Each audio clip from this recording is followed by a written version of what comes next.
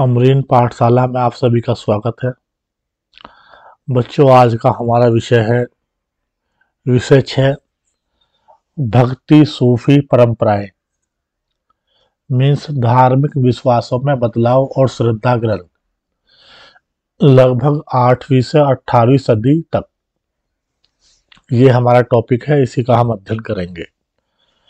जिन बच्चों ने हमारे चैनल अमरीन पाठशाला को सब्सक्राइब नहीं किया है वो सब्सक्राइब करेंगे और जो है अपने सहपाठियों तक शेयर करेंगे।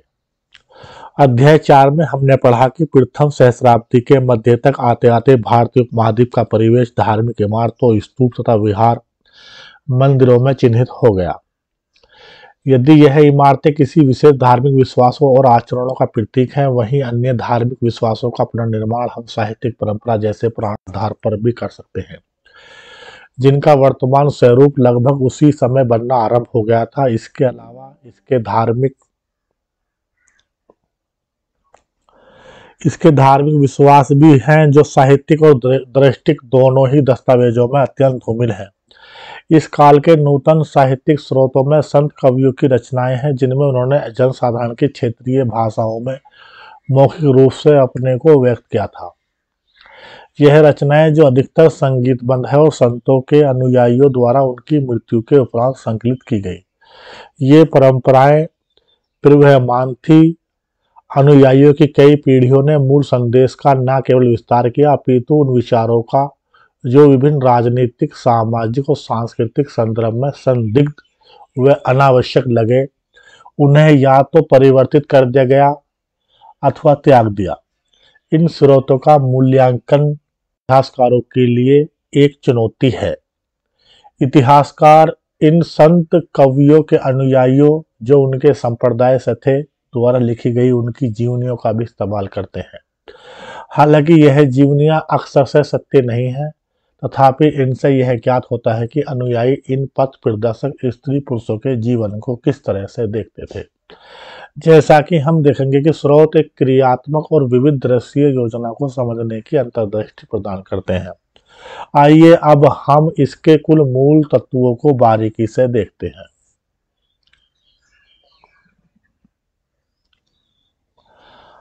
मणिक्वाचक्कार की 12वीं शताब्दी की कांस्य मूर्ति, ये शिव के अनुयायी थे और तमिल में भक्ति गान की रचना करते थे। कौन है मणिक्वाचक्कार? धार्मिक विश्वासों और आचरणों की गंगा जमुनी बना, यानी कि जो हमारी गंगा जमुनी तहजीब है, गंगा और यमुना के बीच के में जो डेल्टा में रहने वाले लोग हैं, उसी के संदर्भ में ये बात कही गई है। संभवतः इस काल की सबसे प्रभावी विशिष्टता यह है कि साहित्य और मूर्तिकला दोनों में ही अनेक तरह के देवी देवता अधिकाधिक दृष्टिगत होते हैं। एक स्तर पर यह तथ्य इस बात का द्योतक है कि विष्णु, शिव और देवी, जिन्हें अनेक रूपों में व्यक्त किया गया था, की आराधना की परिपाटी न केवल चलती रही अपितु और अधिक विस्तृत हुई। पूजा प्रणालियों का समन्वय, वे इतिहासकार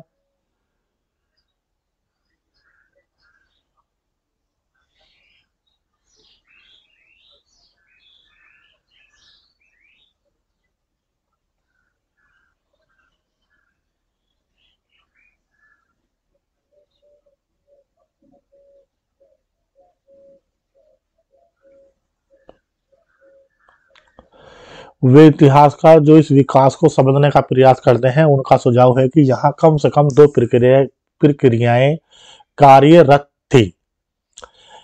एक प्रक्रिया ब्राह्मणीय विचारधारा के प्रचार की थी। इसका प्रसार पौराणिक ग्रंथों की रचना, संकलन, परिरक्षण द्वारा हुआ। ये ग्रंथ सरल संस्कृत छंदों में थे जो वैदिक विद्या से विहीन स्त्रियों और शूद्रों द्वारा भी ग्राह्य थे।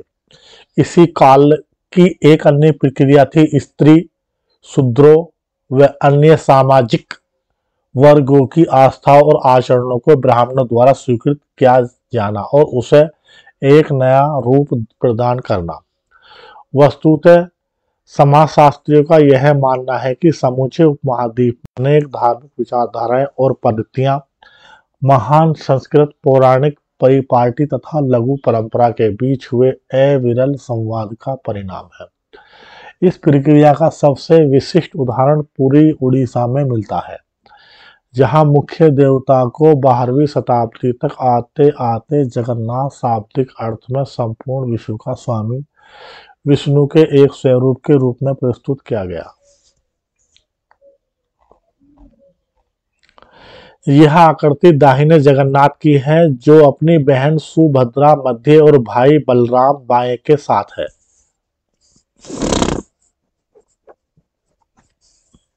यह आकृति दाहिने जगन्नाथ की है, जो अपनी बहन सुभद्रा मध्य और भाई बलराम बाएं के साथ है।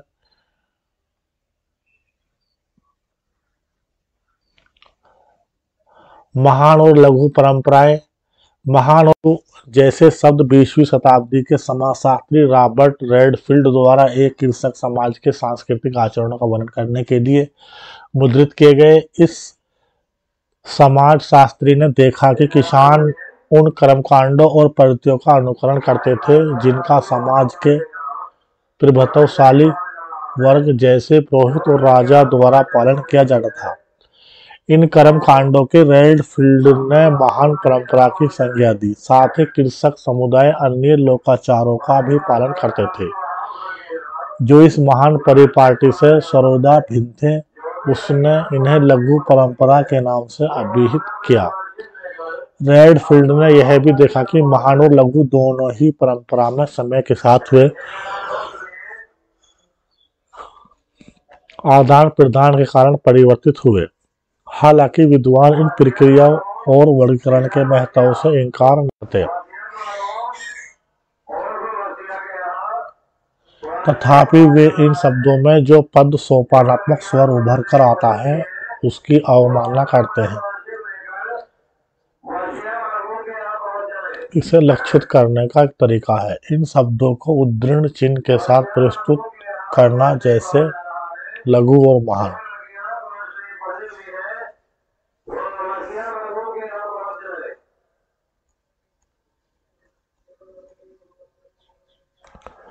यदि चित्र 6.2 की चित्र से तुलना की जाए तो हम देखेंगे कि देवता को बहुत भिन्न तरीके से प्रस्तुत किया गया है। इस उदाहरण में एक स्थानीय देवता को, जिसकी प्रतिमा को पहले और आज भी लकड़ी से स्थानीय जनजाति के विशेषज्ञों द्वारा गढ़ा जाता है, विष्णु के रूप में प्रस्तुत किया गया है। विष्णु का यह रूप देश के अन्य भागों में मिलने वाले स्वरूपों से भिन्न था। समन्वय के ऐसे उदाहरण देवी संप्रदायों में भी मिलते हैं। देवी की उपासना अधिकतर सिंदूर से पोते गए पत्थर के रूप में ही की जाती थी। इन स्थानीय देवियों को पौराणिक परंपरा के भीतर मुख्य देवताओं की पत्नी के रूप में मान्यता दी गई। कभी वह लक्ष्मी के रूप में तो विष्णु की पत्नी बनी और कभी शिव की पत्नी पार्वती के रूप में सामने आई।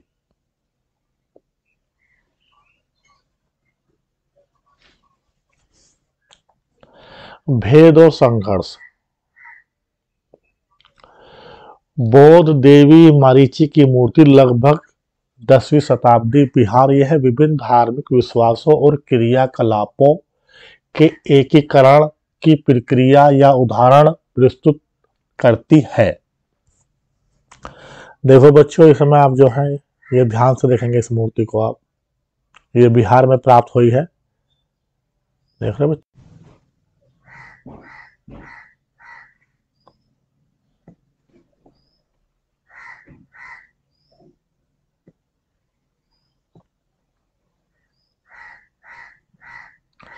भेद और संघर्ष। अधिकांश देवी की आराधना पद्धति को तांत्रिक नाम से जाना जाता है। तांत्रिक पूजा पद्धति उपमहाद्वीप के कई भागों में प्रचलित थी। इसके अंतर्गत स्त्री और पुरुष दोनों ही शामिल हो सकते थे। इसके अतिरिक्त कर्मकांडीय संदर्भ में वर्ग और वर्ण के भेद की अवहेलना की जाती थी। इस पद्धति के विचारों ने शैव और बौद्ध दर्शन को भी प्रभावित किया, खासतौर से उपमहाद्वीप के पूर्वी, उत्तरी और दक्षिणी भागों में। आगामी सहस्राब्दी में इन समस्त विश्वासों और विचारों का वर्गीकरण हिंदू के रूप में हुआ। यदि हम वैदिक और पौराणिक परंपरा के बीच तुलना करें तो यह विषमता और अधिक स्पष्ट रूप से उभर कर आती है। वैदिक देवकुल के अग्नि, इंद्र और सोम जैसे देवता पूरी तरह गौण हो गए और साहित्य व मूर्तिकला दोनों में ही उनका निरूपण था। हालांकि वैदिक मंत्रों में विष्णु, शिव और देवी की झलक मिलती है। इसकी तुलना इनके विशद पौराणिक मिथकों से कदापि नहीं की जा सकती, किंतु असंगतियों के बावजूद वेदों का प्रमाणिक माना जाता रहा। इसमें कोई आश्चर्य की बात नहीं कि कभी संघर्ष की स्थिति भी उत्पन्न हो जाती थी। वैदिक परिपाटी के प्रशंसक उन सभी आचारों की निंदा करते थे जो ईश्वर की उपासना के लिए मंत्रों के उच्चारण के साथ यज्ञों के संपादन से परे थे। इसके विपरीत वे लोग थे जो तांत्रिक आराधना में लगे थे और वैदिक सत्ता की अवहेलना करते थे। इसके अलावा भक्त अपने इष्टदेव विष्णु या शिव को भी कई बार सर्वोच्च प्रक्षेपित करते थे। अन्य परंपराओं जैसे बौद्ध अथवा जैन धर्म से भी संबंध अक्सर तनावपूर्ण हो जाते थे, यद्यपि स्पष्ट द्वंद्व कम दिखाई पड़ते थे। भक्ति परंपरा को हमें इसी संदर्भ में रखकर देखना होगा। इस काल विशेष पर गौर कर रहे हैं, उससे पूर्व लगभग 1000 वर्ष पुरानी भक्तिपूर्ण उपासना की परिपाटी रही है। इस समय भक्ति प्रदर्शन में मंदिरों में इष्ट देव की आराधना से लेकर उपासकों का प्रेम भाव में तल्लीन हो जाना दिखाई पड़ता है। भक्ति रचनाओं का उच्चारण अथवा गाया जाना इस उपासना पद्धति के अंश थे। वैष्णव और शैव संप्रदायों पर तो यह कथन विशेष रूप से लागू होता है। अपने शहर या गांव में पूजित देवी देवताओं के नाम और उनके चित्रण पर विचार कीजिए। उनकी उपासना से जुड़े अनुष्ठानों की व्याख्या कीजिए। उपासना की कविताएं, प्रारंभिक भक्ति परंपरा।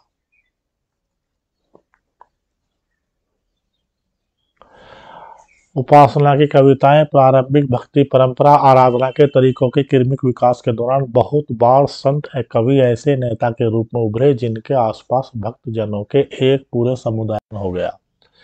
यद्यपि बहुत सी भक्ति परंपराओं में ब्राह्मण देवताओं और भक्त जन के बीच महत्वपूर्ण बिचौलिए बने रहे, तथापि इन परंपराओं ने स्त्रियों और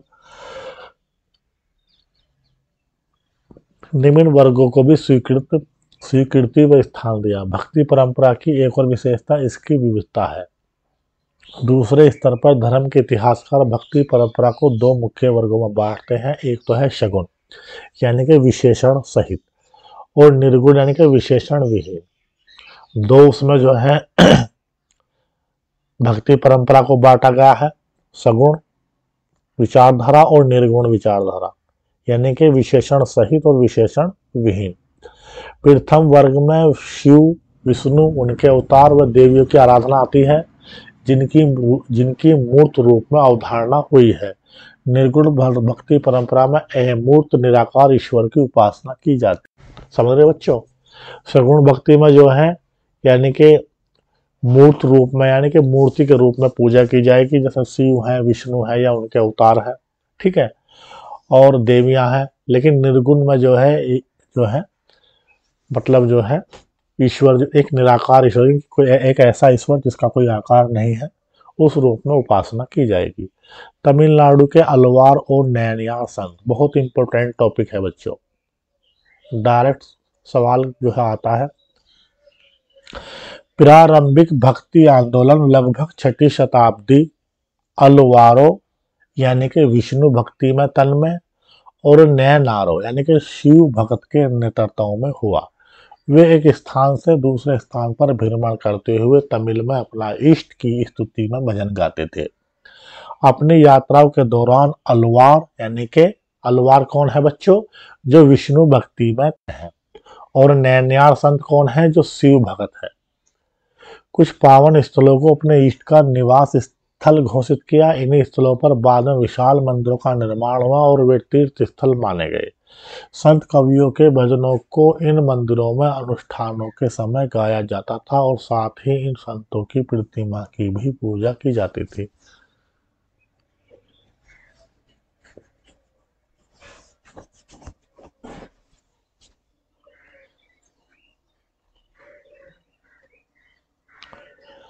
जाति के प्रति दृष्टिकोण।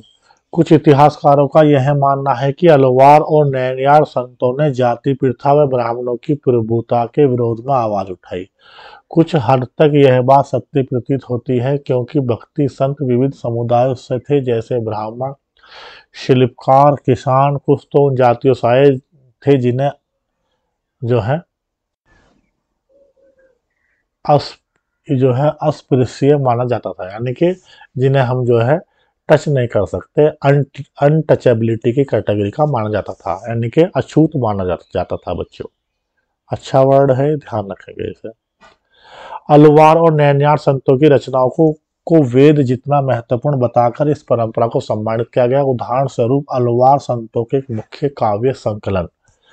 अलवार संतों का जो है, अलवार बच्चों कौन है? जो विष्णु भक्ति और उनके जो है अवतार की उपासना करते हैं। तो इनका एक मुख्य काव्य संकलन है नलयिरा दिव्य प्रबंधम। क्या है बच्चों? इसे आप कई बार रीडिंग करेंगे जिससे आपको याद हो जाए। क्या है बच्चों?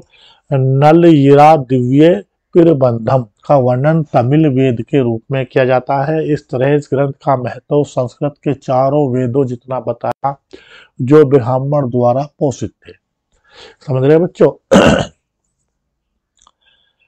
चतुर्वेद यानी कि चारों वेदों के ज्ञाता ब्राह्मण और अस्पृश्य। यह उद्धरण तोंदरा डी पोर्डी नामक एक ब्राह्मण अलवार के काव्य से लिया गया है। चतुर्वेदी जो अजनबी है और तुम्हारी सेवा के प्रति निष्ठा नहीं रखते, उनसे भी ज्यादा आप हे विष्णु उन दासों को पसंद करते हो जो आपके चरणों में प्रेम रखते हैं, चाहे वे वनवासता के परे हो।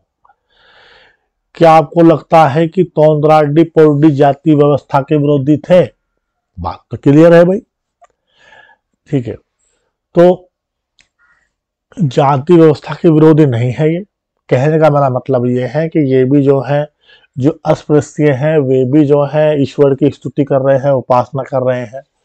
तो यहाँ वे कह रहे हैं कि चतुर्वेदी जो नबी है और तुम्हारी सेवा के प्रति निष्ठा नहीं रखते, उनसे भी ज्यादा हे भगवान आप उन दासों को पसंद करते हैं जो आपके चरणों में प्रेम रखते हैं, चाहे वे जो है किसी भी वर्ण व्यवस्था के हों, यानी कि जो चारों वर्ण है उनसे बाहर के हों।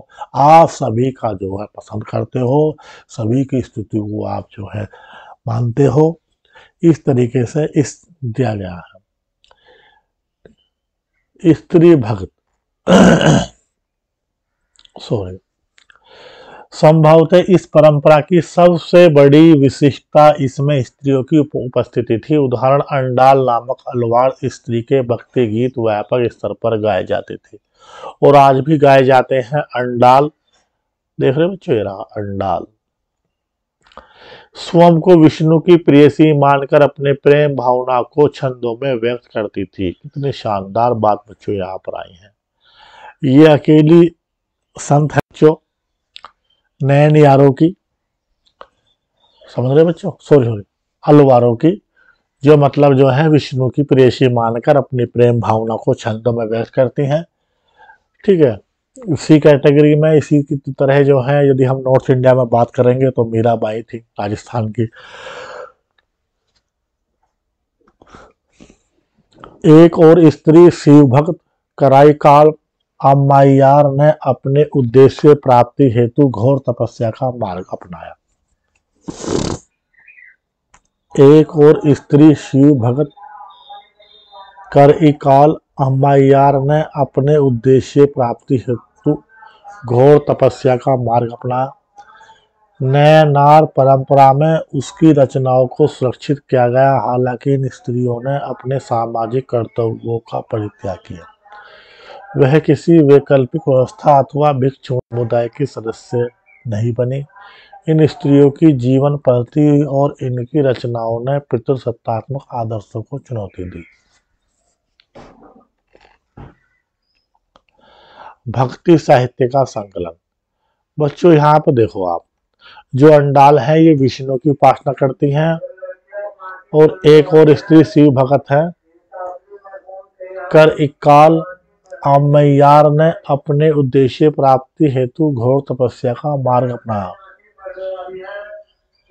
नयनार परंपरा में उसकी रचनाओं को सुरक्षित किया गया, हालांकि इन स्त्रियों ने अपने सामाजिक कर्तव्यों का परित्याग किया। वह किसी वैकल्पिक व्यवस्था अथवा भिक्षुणी समुदाय के सदस्य नहीं बने।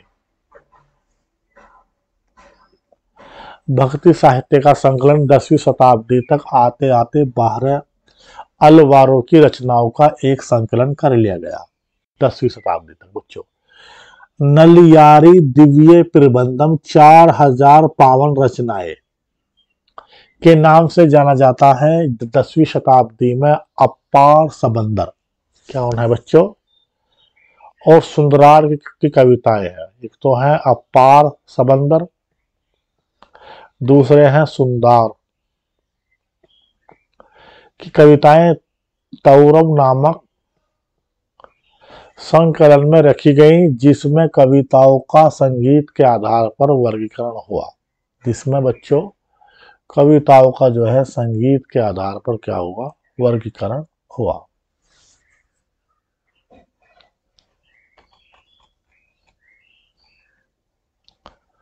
शास्त्र या भक्ति, यह छंद अपार नामक नयनार संत की रचना है।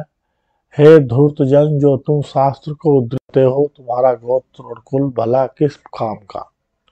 तुम्हारा गोत्र और कुल भला किस काम का, तुम केवल मार पेरू के स्वामी शिव, जो तमिलनाडु के तंजावुर जिले के मार पेरू में बसते हैं, को अपना एकमात्र आशीर्दाता मानकर नतमस्तक हो।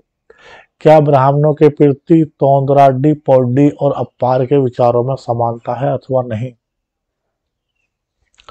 शास्त्र या भक्ति, हे छंद अपार नामक नयनार संत की रचना है। हे धूर्तजन, जो तुम शास्त्र को उद्धृत करते हो, तुम्हारा गोत्र और कुल भला किस काम का, तुम केवल मार पेरू के स्वामी शिव, जो तमिलनाडु के तंजावुर जिले के मार पेरू में बसते हो, को अपना एकमात्र आशीर्दाता मानकर नतमस्तक हो।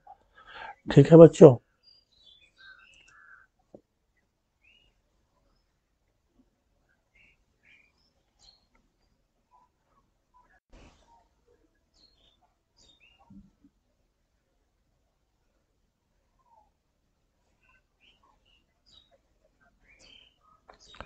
एक राक्षसी, एक जो है राक्षसी है, यह उदाहरण कराई काल अम्मैयार की कविता से लिया गया है, जहां वे सोम का वर्णन कर रही हैं।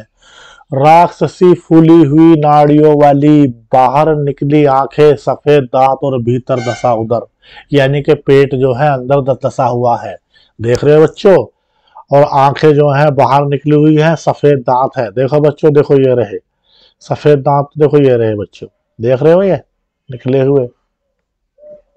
ठीक, आंखें देखो ये रही उभरी हुई आंखें बच्चों, ठीक है, ये रहे। और देखो पेट देखो अंदर की तरह है, अंदर की तरफ धसा हुआ, देख रहे हो बच्चों मेरे। बच्चों देखो, लाल केस, यानी कि जो है जो केस कैसे लाल वे लाल हैं, और आगे निकले दांत, लंबी पिडनी की नली जो टखनों तक फैली हुई है। लंबी पिडनी की नली है जो टखनों तक है, टखने, देख रहे बच्चों, ये एडी बोलते हैं, एडी से ऊपर वाला है टखना।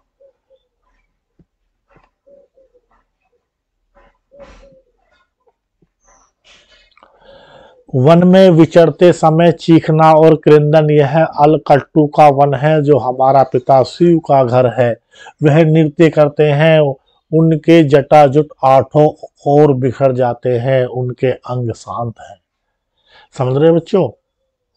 तो इन उन उपायों की सूची बनाइए जिन उपायों से कराईकाल अम्मैयार अपने आप को प्रस्तुत करती हैं। किस भांति यह उपाय स्त्री सौंदर्य की पारंपरिक अवधारणा से भिन्न है। कराईकाल अम्मैयार की 12वीं शताब्दी में निर्मित कांस्य मूर्ति।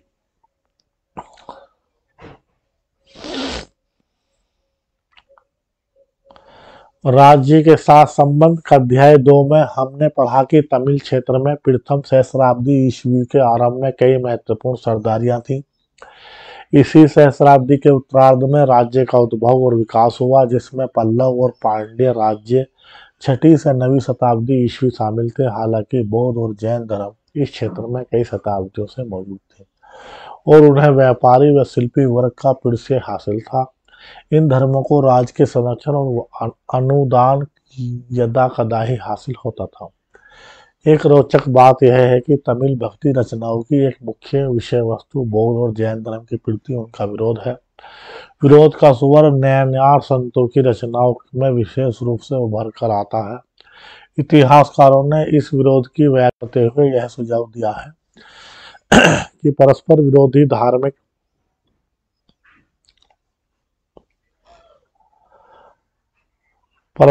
धार्मिक समुदायों में राज्य के अनुदान को लेकर प्रतिस्पर्धा थी। यह स्पष्ट है कि शक्तिशाली चोल 9वीं से 13वीं शताब्दी सम्राटों ने ब्राह्मणी और भक्ति परंपरा को समर्थन दिया तथा विष्णु और शिव के मंदिरों के निर्माण के लिए भूमि अनुदान दिए।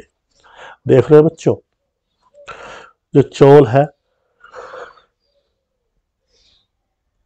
ये लगभग 400 साल तक जो है साम्राज्य इनका रहा है। जो सम्राट है इन्होंने जो है ब्राह्मणी और भक्ति परंपरा को समर्थन प्रदान किया है और जो है भूमि अनुदान इन्होंने जो है प्रदान करे हैं।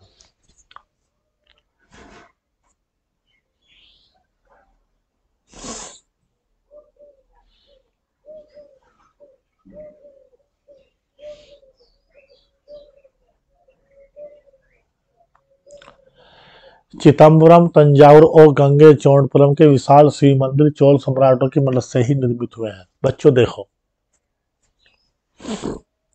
चिदम्बरम है, तंजावुर है और गंगे कोंड चोलपुरम। देख रहे हो, 3 जगह है जो मेन मंदिर है हमारे। विशाल शिव मंदिर चोल सम्राटों की मदद से ही निर्मित हुए हैं। ध्यान करेंगे, शिव मंदिर है यानी कि नैनार परंपरा से है ये। इस काल में कांसे में ढाली गई शिव की प्रतिमाओं का भी निर्माण हुआ। स्पष्ट है कि नैनार संतों का दर्शन शिल्पकारों के लिए प्रेरणा बना। नैनार और अलवार संत वेललाल कृषकों द्वारा सम्मानित होते थे, इसलिए आश्चर्य नहीं कि शासकों ने भी उनका समर्थन पाने का प्रयास किया। उदाहरणतः चोल सम्राटों ने देवीय समर्थन पाने का दावा किया और अपने सत्ता के प्रदर्शन के लिए सुंदर मंदिरों का निर्माण कराया जिनमें पत्थर और धातु की मूर्तियां सुसज्जित थी। इस तरह इन लोकप्रिय संत कवियों की परिकल्पना को जो उन जन भाषाओं में गीत रचते हुए गाते थे मूर्त रूप प्रदान किया गया। इन सम्राटों ने तमिल भाषा के शिव भजनों का गायन इन मंदिरों में प्रचलित किया। उन्होंने ऐसे भजनों का संकलन एक ग्रंथ तौरम के रूप में करने का भी जिम्मा उठाया। 945 ईस्वी के एक अभिलेख से पता चलता है कि चोल सम्राट प्रांतक प्रथम ने संत कवि अपार समंदर और सुंदरार की धातु प्रतिमाएं एक शिव मंदिर में स्थापित करवाई। इन मूर्तियों को उत्सव में एक जुलूस में निकाला जाता था। देख रहे हो बच्चों, नटराज के रूप में शिव की मूर्ति है बच्चों। देख रहे हो आप, ध्यान से देखेंगे इसका।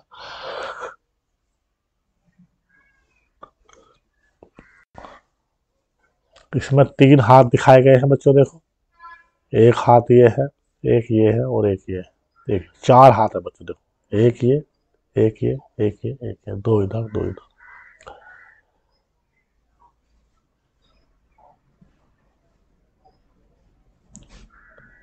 कर्नाटक की वीर शैव परंपरा, इसे हम देखते हैं बच्चों। इसमें क्या है, 12वीं शताब्दी में कर्नाटक में नवीन आंदोलन का उद्भव हुआ जिसका नेतृत्व बासवन्ना नामक ब्राह्मण ने किया।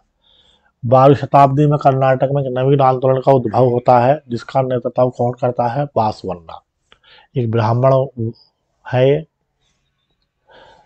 ठीक है, बासवन्ना कलाचुरी राजा के दरबार में मंत्री थे। इनके अनुयायी वीरशैव शिव के वीर व लिंगायत यानी कि लिंग धारण करने वाले कहलाए। बासवन्ना जो है कलाचुरी राजा के दरबार में क्या है, मंत्री की पोस्ट पर है। इनके अनुयायी जो है वीरशैव यानी कि शिव के वीर व लिंगायत यानी कि लिंग धारण करने वाले कहलाए। आज भी लिंगायत समुदाय का इस क्षेत्र में महत्व है। वे शिव की आराधना लिंग के रूप में करते हैं। इस समुदाय के पुरुष वाम स्कंद पर चांदी के एक पिटारे में एक लघु लिंग को धारण करते हैं। समझ रहे बच्चों, इस समुदाय के पुरुष जो है वाम स्कंद पर यानी कि जो है जो बायां कंधा है, चांदी के एक पिटारे में एक लघु लिंग को धारण करते हैं जिन्हें श्रद्धा की दृष्टि से देखा जाता है। उनमें जंगम अर्थात यायावर भिक्षु शामिल है। लिंगायतों का विश्वास है कि मृत्यु उपरांत भक्त शिव में लीन हो जाएंगे तथा इस संसार में पुनः नहीं लौटेंगे। धर्मशास्त्र में बताए गए श्राद्ध संस्कार का वे पालन नहीं करते और अपने मृत विधि पूर्वक दफनाते हैं। लिंगायतों ने जाति की अवधारणा और कुछ समुदाय के दूषित होने की ब्राह्मणीय अवधारणा का विरोध किया। पुनर्जन्म के सिद्धांत पर भी उन्होंने प्रश्नवाचक चिन्ह लगाया। इन सब कारणों से ब्राह्मणी सामाजिक व्यवस्था में जिन समुदाय का गौण स्थान मिला था वे लिंगायत के अनुयायी हो गए। धर्मशास्त्र में जिन आचारों को स्वीकार किया गया था, जैसे वैश्य विवाह और विधवा पुनर्विवाह, लिंगायतों ने उन्हें मान्यता प्रदान की। वीरशैव परंपरा की उत्पत्ति उन वचनों से है जो कन्नड़ भाषा में उन स्त्री पुरुषों द्वारा रचे गए जो इस आंदोलन में शामिल हुए। वीरशैव परंपरा, ठीक है बच्चों। अभी थोड़ा हाथ देखते हैं इधर, अनुष्ठान और यथार्थ संसार। यह बासवन्ना द्वारा रचित एक वचन है। जब वे पत्थर से बने सर्प को देखते हैं तो उस पर दूध चढ़ाते हैं। यदि असली सांप आ जाए तो कहते हैं मारो। देवता के उस सेवक को जो भोजन परसने पर खा सकता है वे कहते हैं चले जाओ चले जाओ। देवता के उस सेवक को जो भोजन परस यानी कि जो है भोजन उसके सामने पेश करे खा सकता है, किंतु ईश्वर की प्रतिमा को जो खा नहीं सकती वे व्यंजन परोसते हैं। अनुष्ठानों के प्रति बासवन्ना के समय की व्याख्या कीजिए। वे किस तरह श्रोता को अपनी बात समझाने का प्रयत्न करते हैं। नए धार्मिक विकास। मध्य शताब्दी में दो मुख्य विकास देखने में आए। एक और तो तमिल भक्तों, खासतौर से वैष्णव के विचारों को संस्कृत परंपरा में समाहित कर लिया गया, जिसका परिणाम सर्वाधिक प्रसिद्ध पुराणों में से एक भगवान पुराण की रचना थी। दूसरे 13वीं शताब्दी में भक्ति परंपरा का विकास महाराष्ट्र में हुआ। उत्तरी भारत में धार्मिक उफान। इसी काल में उत्तर भारत में विष्णु और शिव देवताओं की उपासना मंदिरों में की जाती थी, जिन्हें शासकों की सहायता से निर्मित किया जाता था। किंतु इतिहासकारों को अलवार और नैनार संतों की रचनाओं जैसा कोई ग्रंथ 14वीं शताब्दी तक उत्तरी भारत से प्राप्त नहीं हुआ।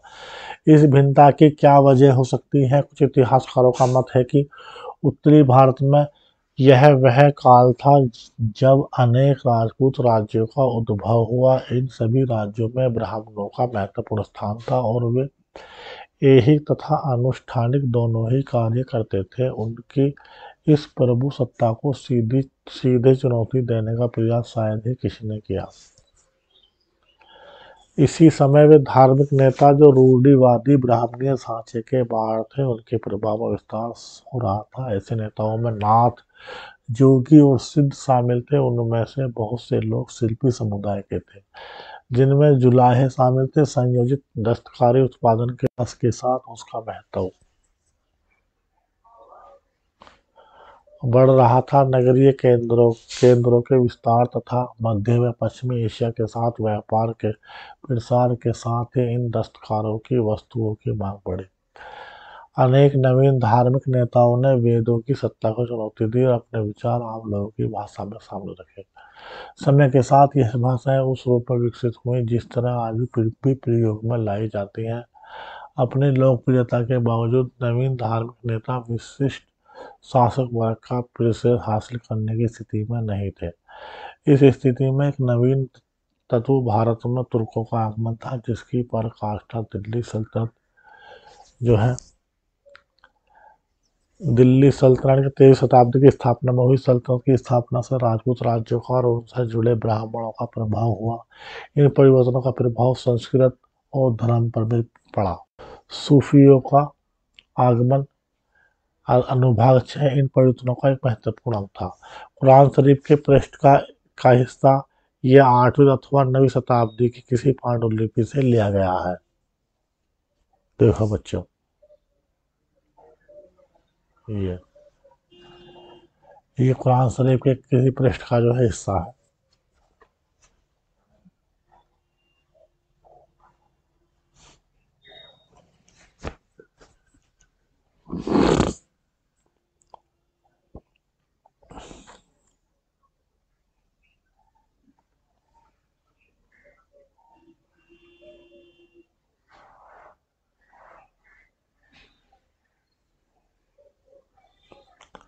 देख रहे हो बच्चों, दुसाले के नए ताने बाने यानी कि इस्लामी परंपराएं। देख रहे हो बच्चों, तो यह टॉपिक बच्चों हम नेक्स्ट क्लास में करेंगे। अभी हम यहीं तक लेते हैं। जिन बच्चों ने हमारे चैनल अमरीन पाठशाला को सब्सक्राइब नहीं किया है वो सब्सक्राइब करेंगे और जो है शेयर करेंगे। Thank you, have a nice day.